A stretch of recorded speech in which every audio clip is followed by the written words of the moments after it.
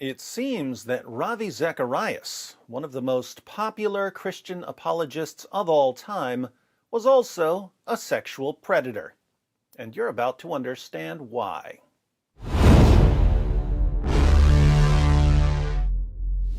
According to the evidence that's come out in recent months, Ravi Zacharias was living two lives. In one life, he was an internationally acclaimed author and speaker, loved by millions, praised even by his enemies for his eloquence. In the other life, he was a manipulative pervert. Now, until last month, I wasn't planning to say much about the Ravi Zacharias scandal, not because it's not important, but because there was nothing important for me to add to the discussion. He died in May. I know that there's this popular trend, especially on social media, where whenever someone does something wrong, everyone has to jump in to show that they're on the correct side of every issue. So we're all supposed to write a post or make a video saying, I condemn that. And if we don't proclaim our condemnation, people say, oh, so-and-so didn't condemn such and such. Maybe he approves of it. Ridiculous trend. I don't know any Christian apologist who doesn't condemn sexual misconduct, so I don't see much of a point in virtue signaling. Obviously, the truth needs to come out, but investigators have been taking care of that, and there are some people who were close to Ravi and who feel betrayed by him and are making sure that the truth comes out. I've never met Ravi or spoken to Ravi, so again, it didn't seem like there was anything for me to add. We can always learn valuable lessons from scandals, but John McCrae and Alisa Childers and others have already been drawing out the lessons. Not much for D. Wood to say. But early last month, I was asked to sign a statement from Christian apologists and philosophers urging Ravi Zacharias International Ministries to make all their findings public, to hold people who were involved in any sort of cover-up accountable, and to make restitution to any victims. At first, I wasn't interested in signing, but as I thought more about this scandal, I realized that there is, embedded in this mess, one of the most important lessons that Christians can possibly learn right now. Something that should be discussed regularly in churches, but just isn't. Indeed, even though Ravi shared thousands of messages over the years, his most important message for the world may be this final message that he left us with. It's a message about how we end up living double lives and how we end up with two-faced heroes. I am the man to explain this problem because I've been living a double life since I was 5 years old. If we can get our minds around this now, as a result of the Ravi Zacharias scandal, and if we can take some healthy steps to avoid this problem in the future, it would be a massive course correction for the church. Ravi Zacharias being exposed would turn out to be something positive rather than negative.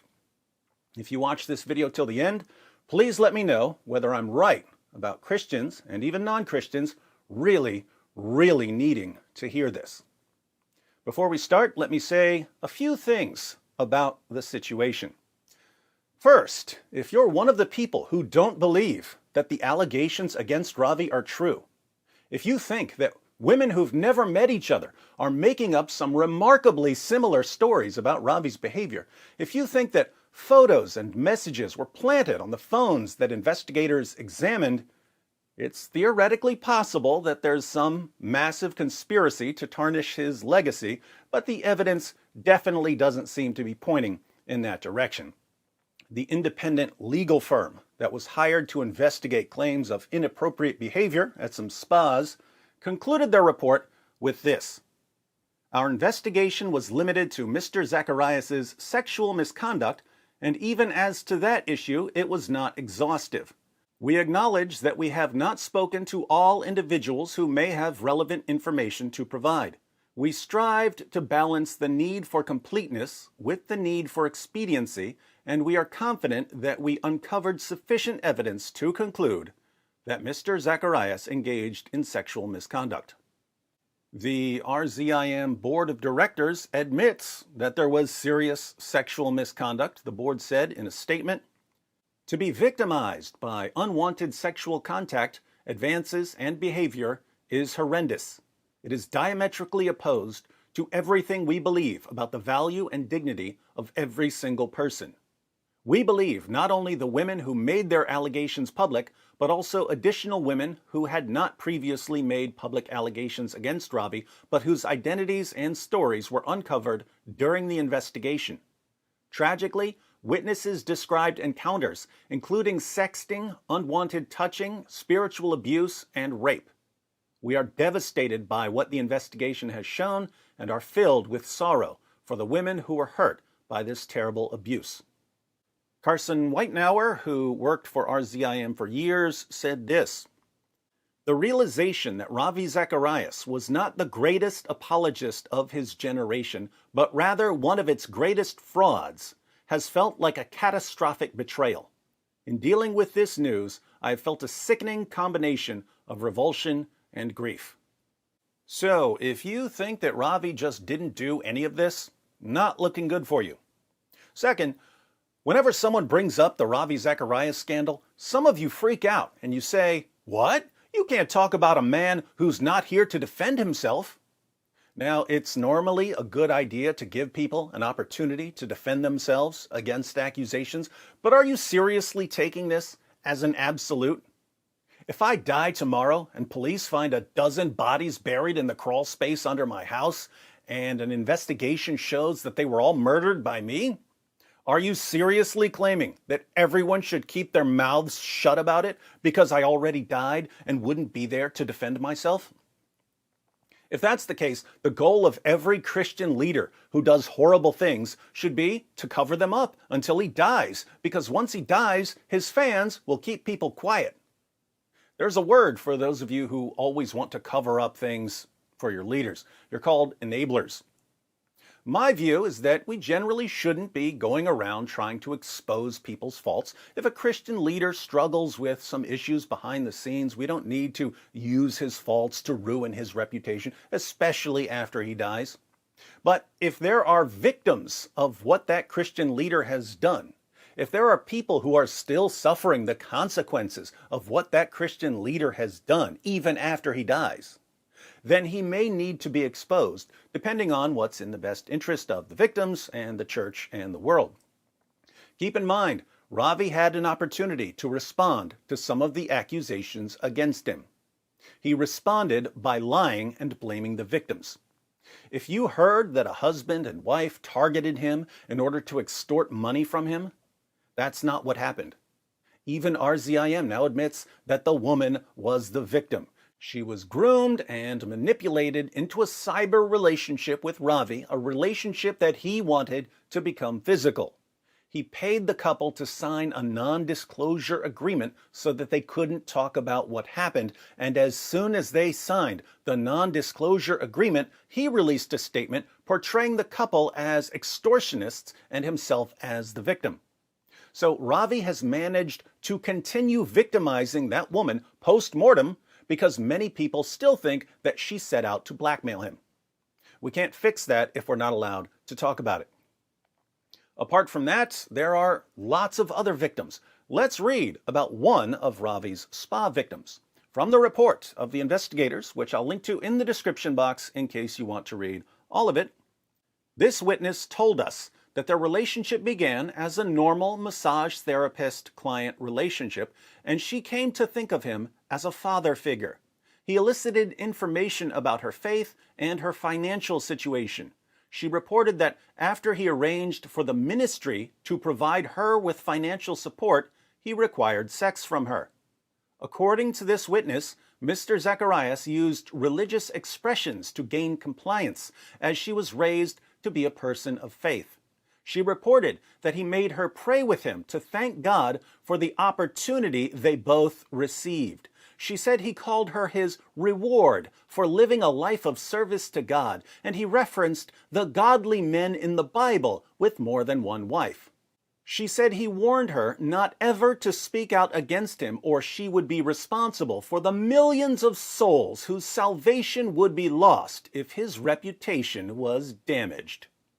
That sounds like psychological and spiritual and sexual abuse. Should the church be in the business of hushing this up to protect reputations? Some of the same Christians who gladly condemned the Catholic Church for how it handled the abuse scandals are now insisting that Ravi's reputation is so important that we need to throw his victims under the bus. Look, Ravi had a chance to come clean, and he chose to lie and to blame the victims in order to protect his reputation. Are you seriously claiming that we all need to do the same for him? If there's still any doubt about whether we should be discussing this, Ravi's ministry said in their most recent statement, "We want to help the victims of Ravi's abuse, and we want to thoroughly understand what has taken place in our organization so that we can do everything we can to make sure nothing like this happens again."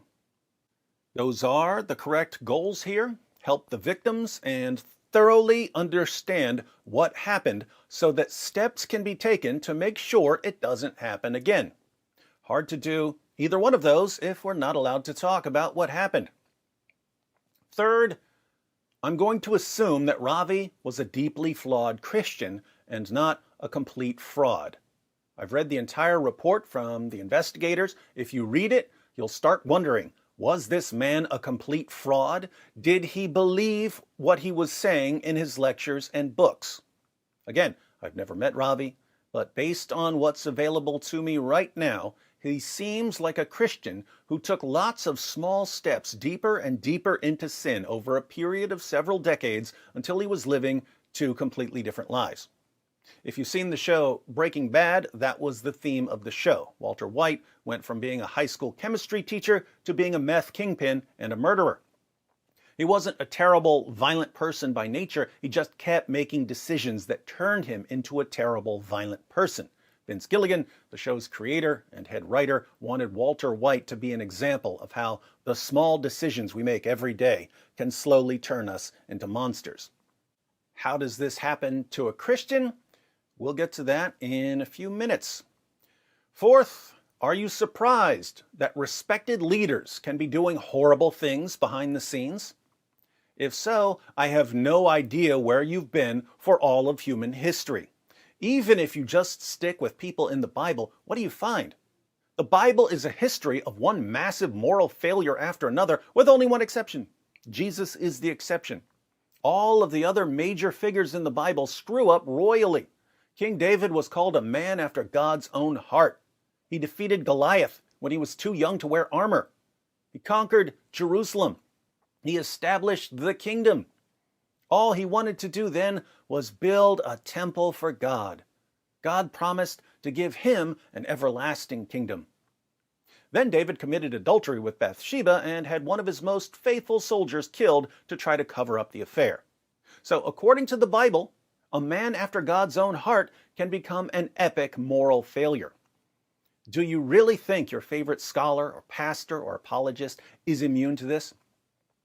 By the way, this point should help answer those of you who think that the goal of Christians should be to cover up the sins of popular leaders. The biblical perspective seems to be that some sins need to be exposed so that lessons can be learned. Fifth, more details are going to come out about Ravi. This wasn't a moral slip-up. This was long-term abusive behavior.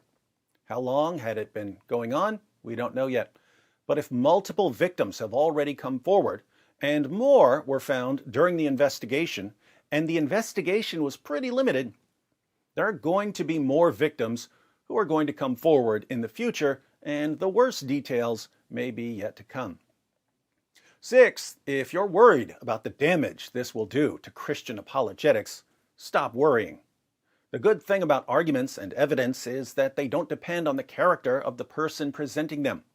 You might be more inclined to listen to someone you respect and less inclined to listen to someone you don't respect, but at the end of the day, a good argument is a good argument, even if the person who's presenting it is a terrible person. And a bad argument is a bad argument, even if the person who's presenting it is your favorite person in the world.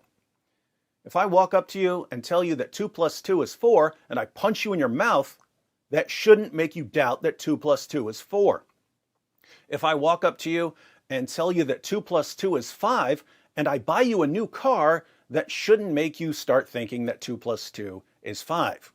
If William Lane Craig axe murders a busload of orphans tomorrow, that doesn't affect whether the Kalam cosmological argument is a good argument or a bad argument. So the only way the moral failures of a person would make you doubt that person's arguments and evidence is if your belief was based on the person, not on the arguments or evidence. And if your belief is based on your liking some apologist, get used to disappointment. So at most, the Ravi Zacharias scandal should terrify you with this thought. Oh my goodness, people I admire and respect, people who are my heroes, might be dirtbags behind the scenes. A man who's convinced millions of people to think more carefully about Christianity also convinced women working at a spa to give him more than just a massage. A man who convinced me to donate to his ministry used donations to fund his affairs.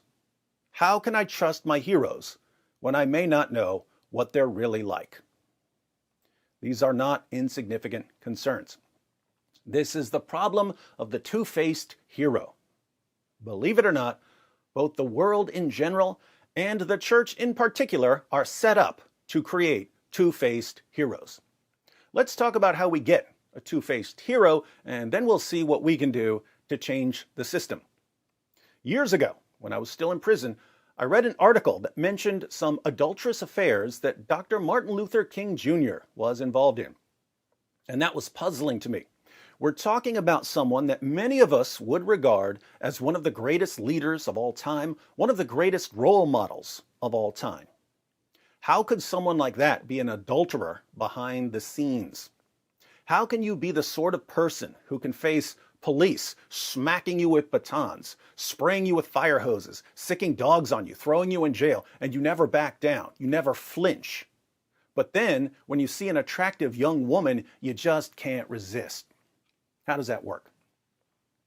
Well, a few years ago, I studied willpower, and it turns out that there's a connection between standing strong in one area and being weak in another area. Your willpower is like fuel in a tank. You have one tank of willpower, and you can use it on different things. Willpower is like a muscle in that you can strengthen it so that it's like you have a bigger tank of willpower. But you draw on that same tank of willpower whenever you're doing anything that requires it. If you're forcing yourself to do some math homework that you really don't want to do, you're drawing from the same tank of willpower you'd be using if you were trying to quit smoking. Now, here's the important part. If you face some stressful situations that require a ton of willpower, you can suddenly be extremely weak at resisting some totally unrelated temptation that you would have been able to resist if you hadn't depleted your supply of willpower. Think about how much willpower Martin Luther King was using on a daily basis. He was under a death sentence from a lot of people. There were plenty of people who wanted to beat and kill him. Who could he call about this? The police. There were plenty of police officers who wanted to beat and kill him. The FBI was stalking and threatening him. There were even tons of Christian leaders who were stabbing him in the back. There were Christian leaders who agreed with him about the problem and agreed with him on the goal, but were convinced that his methods of dealing with the problem and reaching the goal were completely wrong. So they publicly condemned him. That was the general situation all day, every day. And that was in addition to the more particular showdowns in Birmingham and Selma and so on. So, what happens here? Your willpower tank is already running pretty low from the everyday stress. You're in a constant state of anxiety. Then your tank runs dry because of some epic confrontation. You stand your ground, but it takes every last drop of strength you have.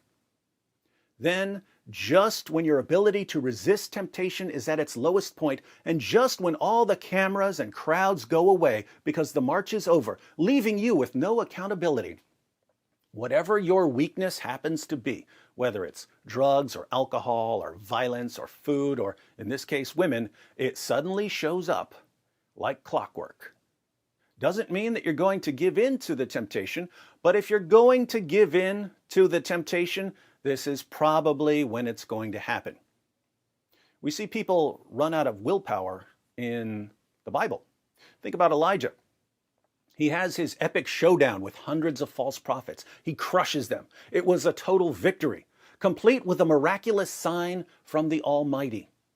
What did Elijah do after that total victory? He ran into the desert and started begging God to kill him. He said, "God, I can't keep doing this. Please just kill me." And God had to miraculously sustain him, because once the adrenaline wore off and his willpower was gone, Elijah didn't want to fight anymore. You can't keep driving at 120 miles an hour. You're going to crash. What does this have to do with Ravi?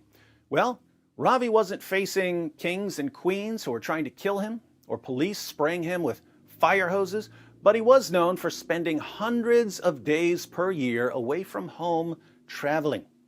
Sometimes he would fly into an area and have to speak 3 or 4 times that day. When he was done for the day, he would go to sleep at the hotel, wake up early, fly out early, and do the same thing somewhere else.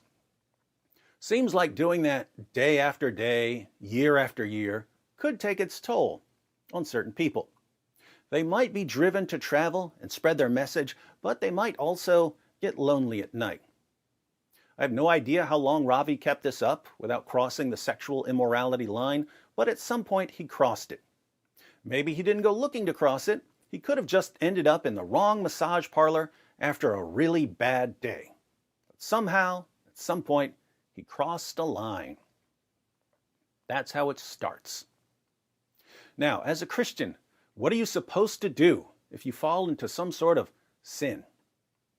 You're supposed to repent, ask God for forgiveness, and take precautions to make sure you don't keep doing it. Depending on what it is, it could be something you have to confess to other people, your wife or husband, some Christian friends, maybe even the church. Again, it depends on who's involved, who's been affected, and what precautions are going to be needed. But here's where an additional problem arises for people like Ravi. If you're a rock star Christian with family and friends and fans who adore you and look to you as a model Christian, what do you do when you fall into sin? You don't want to tell your family or your friends because they all look up to you. You certainly don't want to tell your fans because that might hurt their faith and hurt your ministry. So you keep it a secret, and thus begins the double life of the Christian leader. I can't tell other people about this. I don't want to disappoint them. I don't want to damage my work. So I'll just keep this between me and God. Maybe that works out for some people, but maybe that person eventually has another bad day and does the same thing. Once again, he can't tell anyone about it. He's a Christian superstar. So he asks God to forgive him and moves on. Then he does it again and again and again, and each time it gets a little easier. Eventually, it becomes normal. It becomes part of the routine. But if we know anything about sin, it's that sin is rarely satisfied with the status quo. So eventually, you go a little further. You cross another line. That's the line you keep crossing for the next 2 or 3 years until that becomes normal. Then you cross another line, and you keep crossing that line for a while until that becomes normal.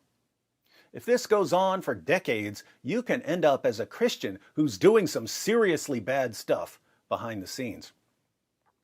And keep in mind, now you really can't tell anyone about what you've been doing because you've been doing it for so long, it's no longer a moral slip. If people find out what you've been doing, they'll conclude that you're a fraud. And what would that do to your ministry? Think about the ministry. What happens next? Justification. Your mind can justify just about any behavior if you keep it up long enough. My work is so important and so stressful that God will understand that I need to have some affairs on the side. I'm using this example because both Ravi Zacharias and Martin Luther King used this as a justification. Ravi Zacharias would tell the ladies at the spas that he needed them to give him more than just a massage because he could only deal with the stress of his ministry through sexual release. Martin Luther King called extramarital sex a form of anxiety reduction. So, yes, we're doing something wrong, but it's for the greater good. The difference between Ravi and MLK here is that Martin seems to have been genuinely remorseful over his affairs, while we have no evidence of Ravi acknowledging that there was a problem. He continued his affairs with other women even after he was called out for the sexting scandal, and his claim that he was a victim of extortion continued until his death. The other difference is that Martin's affairs were with willing participants, while Ravi's illicit acts were at least sometimes with young women who were manipulated and pressured and coerced. And that's why I regard Martin Luther King as a flawed hero, but I now regard Ravi as something worse. So, Ravi justified his affairs. And if you do this day after day, year after year, you can get to the point where even if you're exposed by one of your victims, you can throw her and her husband under the bus, paint them as the abusers and yourself as the victim, and think that what you're doing is for the greater good of the church. Yes, it's sad that I have to lie and hurt this family's reputation, but if I told the truth, it would affect the faith of millions of Christians. It would destroy my ministry, a ministry that will continue doing God's work for years to come, even after my death. Why hurt my family and friends and millions of fans when I can just hurt these two people instead? And you end up sacrificing people on the altar of your ministry because your ministry is too important to lose. That's how you become a monster while still thinking that you're doing it for the glory of God. So, how do we avoid this? How do we stop creating two-faced heroes? One, we need to recognize that there is a lot of temptation out there and that not many people are capable of dealing with it without stumbling, no matter how much you like their books and lectures. So very early on, before leaders get in the habit of covering up their sins, there should be preemptive interventions. Everyone in a ministry needs to sit down and say, we all understand that we're not perfect here. We all understand that we're capable of doing horrible things. Whatever else happens, we can't allow ourselves to get in the habit of justifying sin and hiding it from each other to protect this ministry. So here are the steps we're going to take to try to avoid falling into sin. And if one of us falls into sin, here's what he needs to do instead of covering it up. We know that we're going to face temptation. So, beloved leader, if you're traveling and you're stressed and you find yourself in a bad place, here's the number you need to call to talk to someone you trust. If you do something bad, here's the person you need to call to confess what you've done and figure out what steps need to be taken. Now, let's all make a pact before the Almighty that we're going to stick with this plan.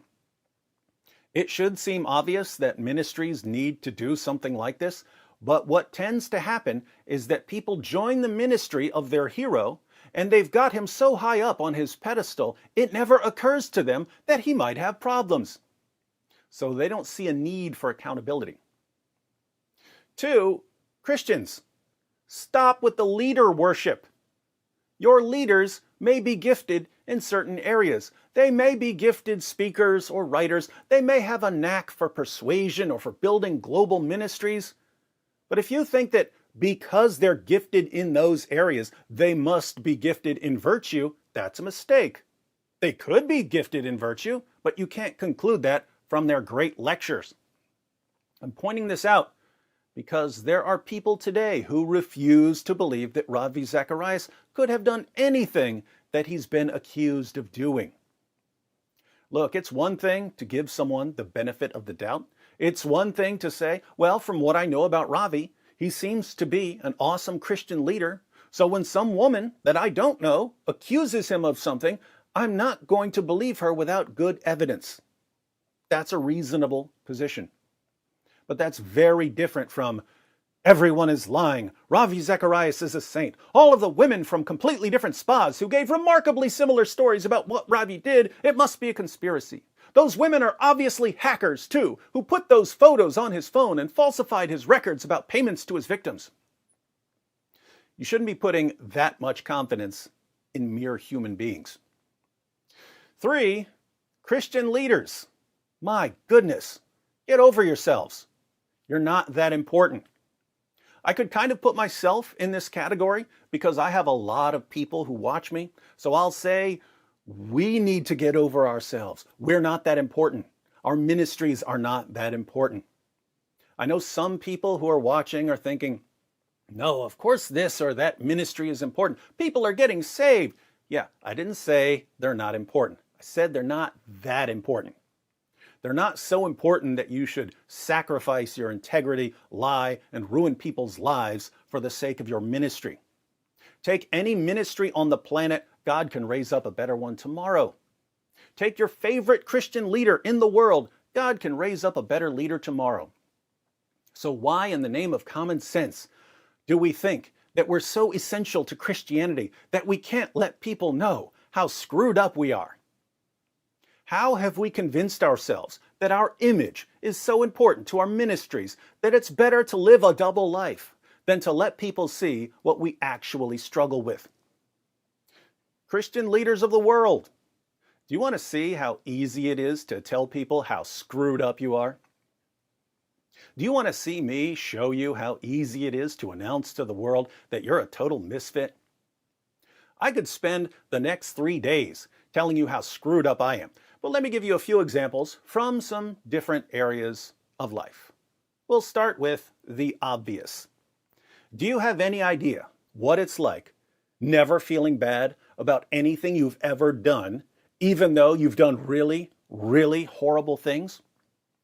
In case you're new here, I'm a diagnosed psychopath. We're characterized by lack of empathy and lack of remorse. Whatever bad feeling you have when you do something terrible, I've never felt it.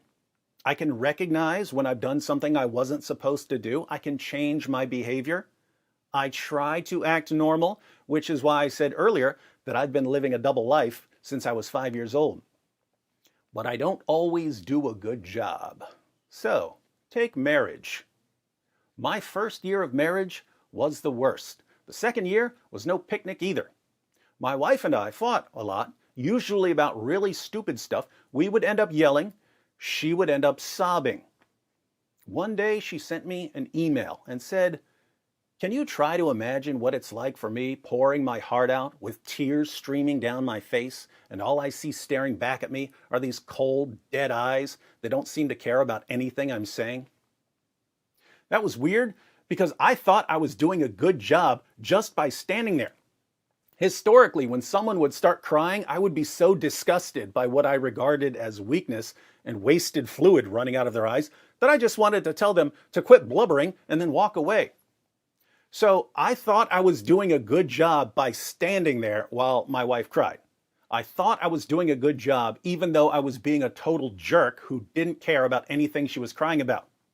That was how good Christian David Wood acted early in our marriage. For the record, I do learn, and I now have better reactions, and we don't really fight anymore anyway. Parenting. Good Christian David Wood must be an awesome parent, right? I have to say I've done a lot better than a lot of the other parents in my family tree, but I'm still screwed up.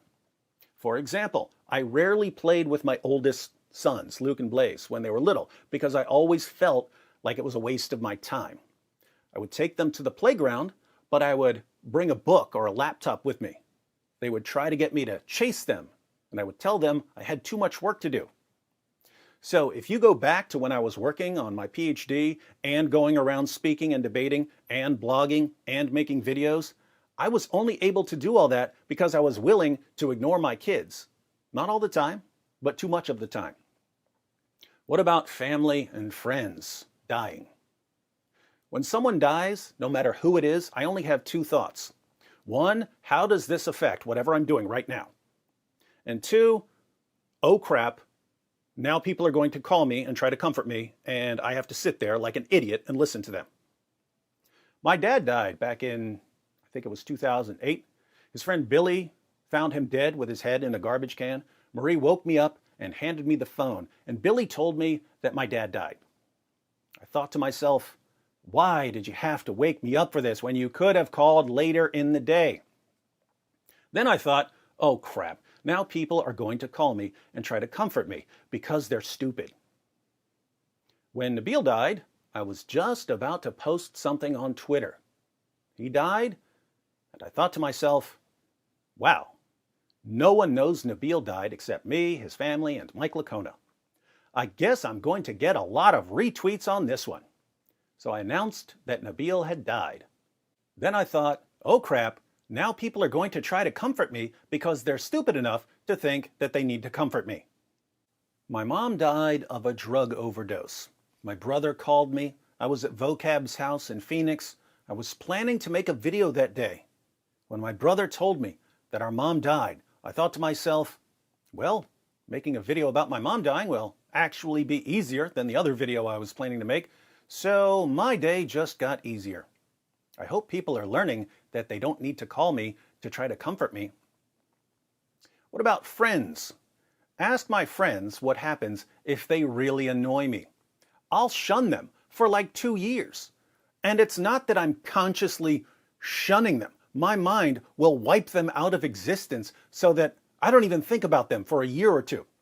If they try texting me or calling me, I somehow think of them almost like it's a stranger trying to contact me or a wrong number. I'll just ignore it. Then eventually my brain unshuns them, and I haven't thought about them in so long, I don't even remember what they did to tick me off.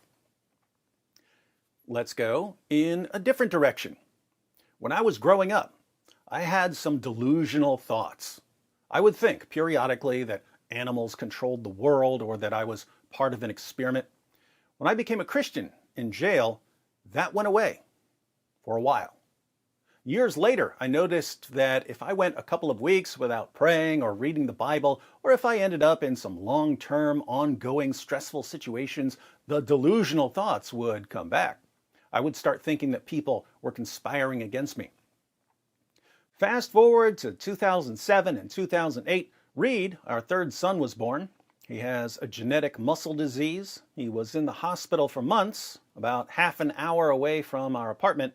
I was still in graduate school, and we had to pay the bills, and we already had 2 young children, and we wanted at least one of us to be with Reed as much as possible. And keeping up this endless mad rush day after day, I started to realize that I was about to start having delusional thoughts again. But I couldn't. There was too much at stake. There was no time for delusions of conspiracies. So, by what seemed like sheer force of will, I made myself not go crazy. I forced myself to not lose my mind. The delusional thoughts never came back after that, no matter what happened. But as soon as that problem went away, I started getting an urge to blow my brains out. Not from depression. I don't get miserable and suicidal. We were totally focused on helping our kids. There was just this weird urge to kill myself in a certain way. Not anyway. I felt like I needed to put a gun to the front of my head with my thumb on the trigger and blow my brains out. No other way, just that particular way. It seemed like it would feel good. And this came out of nowhere. As soon as I stopped having delusional thoughts, it was like my mind had always had a leak in it. And as soon as I plugged the leak, it sprang a leak in a completely different area. Now, I wasn't going to do it, but I had this urge to do it all day long. I've heard from people who've quit smoking that even after the nicotine is completely out of their system, they sometimes have an urge to grab a cigarette, like they need to have a cigarette in their hands. It was like that, only it was a gun at the front of my head blowing out my brains. Why am I telling you this when no one needs to know this? I'm trying to show you that some people are screwed up and that you'd never know about it unless they told you. Here's another urge. I feel really weird when people praise me and tell me how great I am. It feels wrong. But it feels right when people are attacking me and insulting me. I've been on the bottom of a pile of dudes who were stomping me into the ground on the side of the road, and somehow it was the most comfortable feeling in the world at that time. To this day, when people are telling me how awesome I am, I get an urge to do something outrageous, something that will tick them off, something that will make them not like me. And sometimes I do it. If you see me doing something that ticks a lot of people off, chances are someone was showering me with praise and I acted out in response. What is that? Doesn't make any sense. I'm just screwed up. And just to give you something that more of you can relate to, yes, I have had periodic problems with pornography. I grew up on porn. I got caught with a Penthouse magazine when I was 6 years old. I was kissing the pictures. I started watching porn flicks in 4th grade. When I became a Christian, I wouldn't look at that stuff anymore. But going back to the issue of willpower, when I was at the end of a semester in graduate school, and I had 5 papers due, and I would go multiple days with no sleep, suddenly watching porn would seem like the thing to do. And then, once you start watching it again, it starts to become normal again, and you keep watching it for the next 3 weeks, even after your papers are all done. So what do? You take some steps to make yourself stop. And if the steps aren't working, then you raise the stakes, get more people involved. And if you have to, you smash your computer into 1,000 pieces.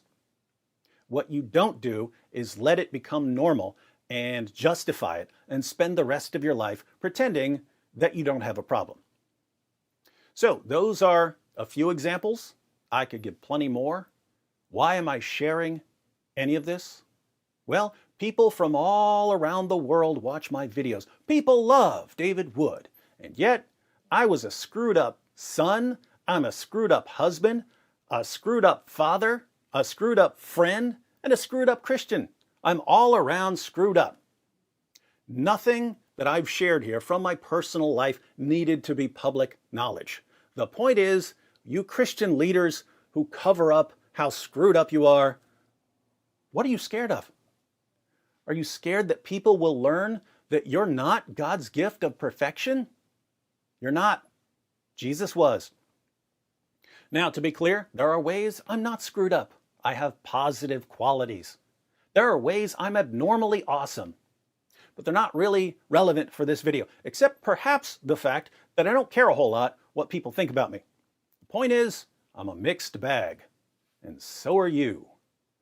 And so are all of your favorite Christian speakers in the world. So why, in the name of common sense, are we trying to cover it up? Christians should be letting other Christians know what our faults and weaknesses are so that we can help each other out. We shouldn't be hiding our faults and weaknesses so that we can pretend we're better than we really are. And if you're still worried about what people might say if they learn about your problems, just think. What's your reaction to everything I just said about myself? Yes, there will be some people who say, "Oh my goodness, David, it's so horrible."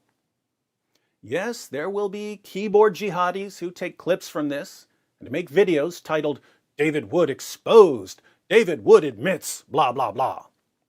Do I know that some people will use the information in this video to attack me? Absolutely.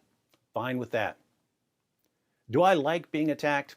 I sure do. Do I regularly feed people who hate me information on how to attack me because I know that it will give me a burst of energy that I will then use to go after their ideology? Uh-huh.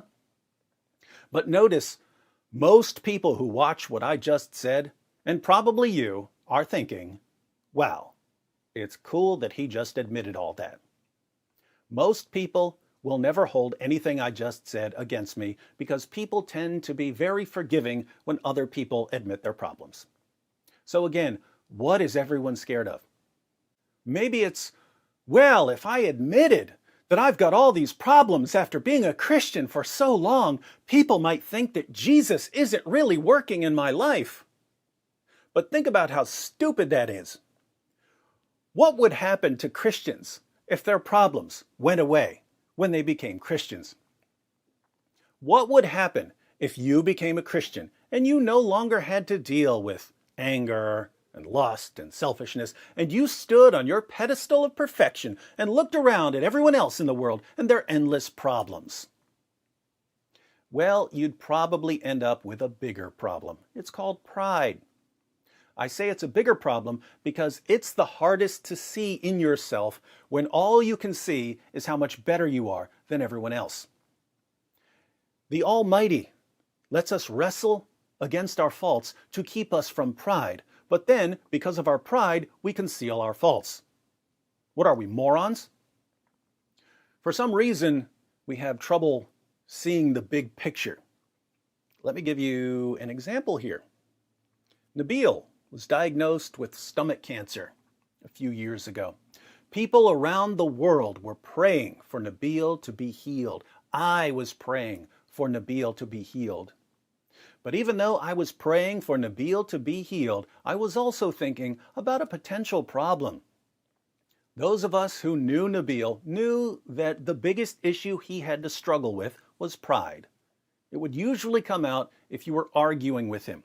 Sometimes he ended up talking down to people. And this is a pretty natural issue to struggle with when you're generally the smartest person in any room and you're always the best speaker in every room. And you haven't done a lot of horrible things in life. And you become a Christian and you're instantly thrust onto the world stage and you're picked up by the biggest apologetics ministry on the planet and you've got credentials from universities around the world. Nabil wrote 3 books. He was working on 2 more. He had just completed his master's degree at Oxford and he was starting to work on his doctorate at Oxford. That would have been his 2nd doctorate. He already had an MD. Then he got his cancer diagnosis, stage 4 stomach cancer. And we were all praying for God to heal him. Come on, Lord, Nabil is too important for us to lose. We're looking forward to all of the things he's going to accomplish in the future. How amazing would a miraculous healing be? But think about this. Out of all the suffering people in the world, wouldn't a miraculous healing of Nabil be like God saying, "You're right. This guy is too important to let go"? Wouldn't it be like God putting his stamp of approval on Nabil? "This is my beloved apologist in whom I am well pleased"? What do you think that might have done to someone whose main struggle was with pride? Combine a miraculous stamp of approval from God with multiple doctorates, multiple bestsellers, and millions of adoring fans, that might have created a monster disguised as God's gift to apologetics. A miraculous healing could have done far more damage to Nabil spiritually than cancer ever did to him physically. So, don't expect God to always get you out of your problems. Expect God to get you through your problems. And remember that some of your problems might be God's way of keeping you from worse problems. But whatever you do, if you have a problem that other people could help you with, don't act like you don't have a problem, because your problem will just get worse, and that will lead to bigger problems. As for Ravi, the new patron saint of letting a problem turn into bigger problems, think about how differently he would be remembered right now if he had been honest at any point about his sin. If he'd been honest early on in his career, he could have avoided hurting a lot of people. Even if he'd been honest at the end, I think we'd be remembering him very differently right now. Imagine if Ravi's last book had been a massive confession of all the things he had done over the years, and how he had fallen into sin, and how he had justified it, and how we can keep this from happening in the future. If he had done something like that, even if he had put it all into a letter to be read after his death, I think he would have been remembered as a flawed hero.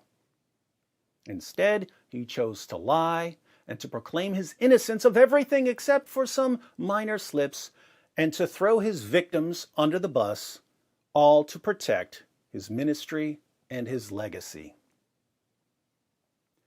How's that working out for him?